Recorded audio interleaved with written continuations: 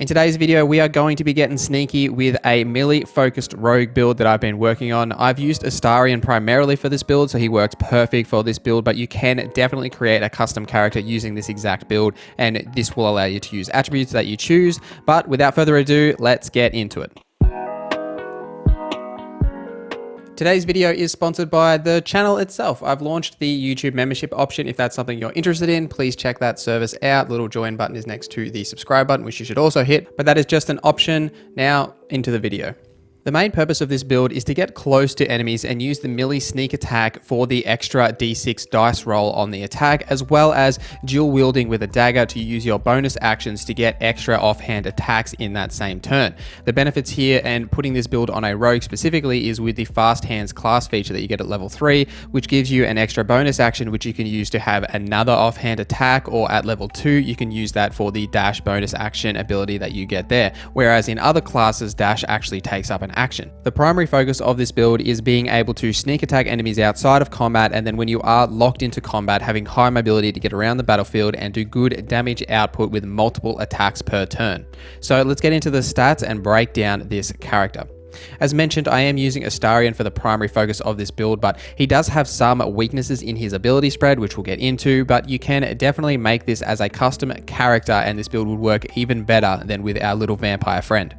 For the starting race, any race that gives you +2 to your dexterity is what you should really focus on. So a high elf, wood elf, drow, or a halfling are the best race options. Even though it doesn't explicitly call it out, you do get bow proficiencies for being a rogue, so you don't have to worry about going elf if you do want to have a bow in your offhand, which we do in this video for Astarion. The best stealth options are wood elf or lightfoot halfling, as they both come with the stealth proficiency. However, this can also be achieved by your background being criminal or urchin if you do want to achieve it that way. For skills, otherwise, it is a personal preference on what you would like to choose. It is really up to you how you want to build your character from a role-playing sense. However, it's not a bad idea to have proficiency in the dexterity-based skills like acrobats, sleight of hand, and stealth, as you do have a really high dexterity with this build. For attributes, your main focus should be on dexterity, and that should be maxed out as high as possible. Next, I'd look into constitution, as you will be melee focused. You do want a little bit of extra health as you're going to be in the thick of the fight, followed by strength and wisdom. Your dump stat for this build is really going to be intelligence, as you're not going to be casting any spells at all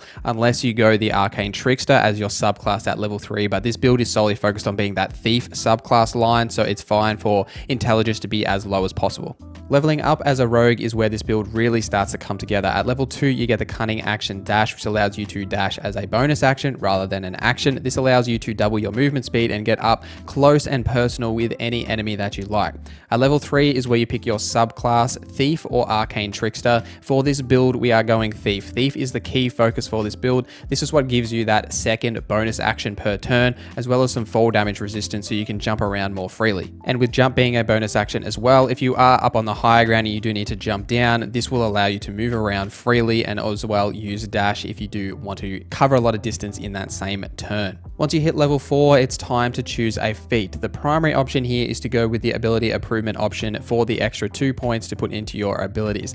The main thing you want to focus on here is getting your dexterity to 18, whether that's 1 point or 2 points for you. This will give you +4 on all of your dexterity based dice rolls.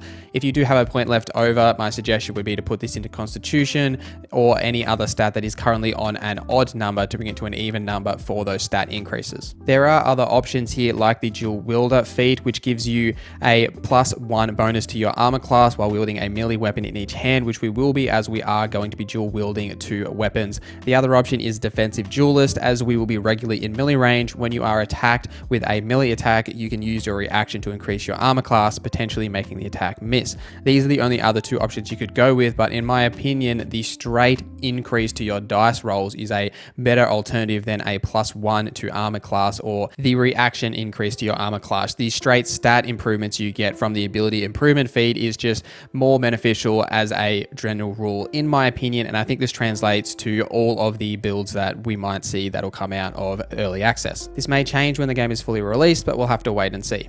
In terms of the equipment you should be rocking for this rogue, the main focus is on dual wielding finesse weapons. Make sure that the weapons you are dual wielding are both finesse weapons. What a finesse weapon allows you to do is use your dex modifier rather than your strength modifier when you do attack rolls. And because we have a really high dex, we have to be using a finesse weapon. I have been dual wielding a short sword and a dagger, and that's been working fine for me. In terms of armor, if you are using Astarion, get rid of his default armor. It gives you disadvantages on stealth rolls, which is super weird considering he is a stealth rogue.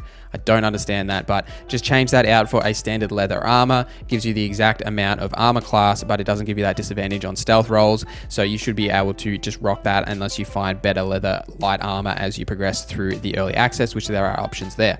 For other equipment, there isn't too much that benefits this build strongly. There is an amulet that you can find which gives you extra hit points when you deal damage when you are below 25% health. This will be beneficial if you are dropping below health a lot, which does seem to happen as a rogue as you are one of the weakest health characters, so the AI will typically focus you to some degree, but this is more beneficial to put on a tank character if you are struggling with, or possibly a mage if you are running a mage, as mages get focused heavily by the AI.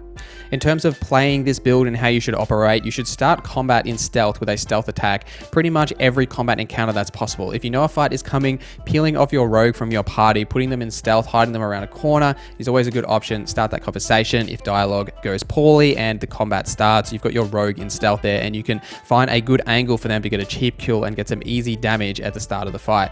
During combat, your focus should be on closing the distance with enemies and using your sneak attack each turn, then using your offhand attack bonus action, and if you don't need to move using dash, then you can use your bonus action again to get a third attack in each turn.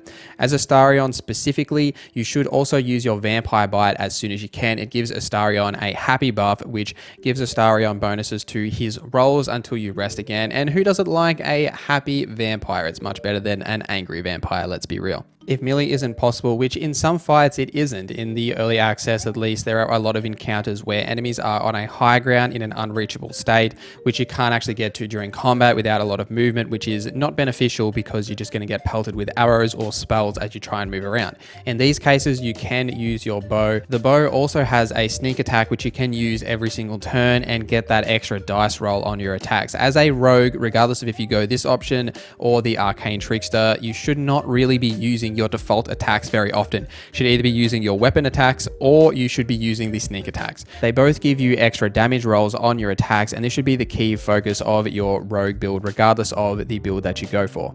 And that is my melee rogue Astarion build. I hope you guys like this build. Do let me know in the comments what you would change about this build, or if you do have any other build suggestions or things you would like to see, do let me know in the comments as well. I do have a few other builds in the works that I'll be bringing out over the next week or so keep an eye on the channel for that. But if you do have anything specific you would like to see, let me know in the comments down below. Please follow me on Instagram, Twitter, and on Twitch, where I stream 3 days a week, Tuesday, Thursday, and Sunday, Australian night times. Hope to see you guys there in the next stream.